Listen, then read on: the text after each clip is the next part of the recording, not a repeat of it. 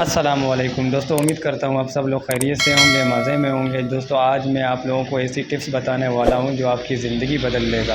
دوستو اگر ویڈیو اچھی لگے تو سبسکرائب کریں، لائک کریں۔ چلتے ٹاپک کی طرف۔ بیوٹی ایکس کا چرچا تو آپ نے سنا ہوگا۔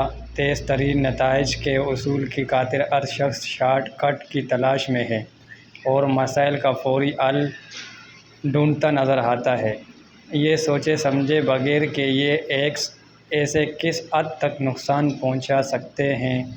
اگر جلد کی صفائی اور نکھار کے لیے بیوٹی ایکس کی بات کی جائے تو چینی، نمک اور بیکنگ سوڈا بطور ایکس فولیٹر استعمال ہوتے ہیں۔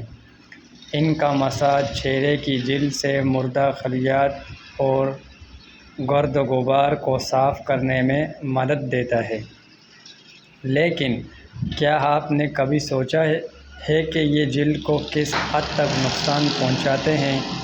یہ قدرتی اجزاء ہیں، مفید ہیں مگر جلد کے لیے نہیں۔ ان اجزاء کو جلد پر رگڑنے سے جلد زخمی اور سرخ ہو سکتی ہے۔ یہ چہرے کی جلد کی مناسبت سے سخت اجزاء ہیں۔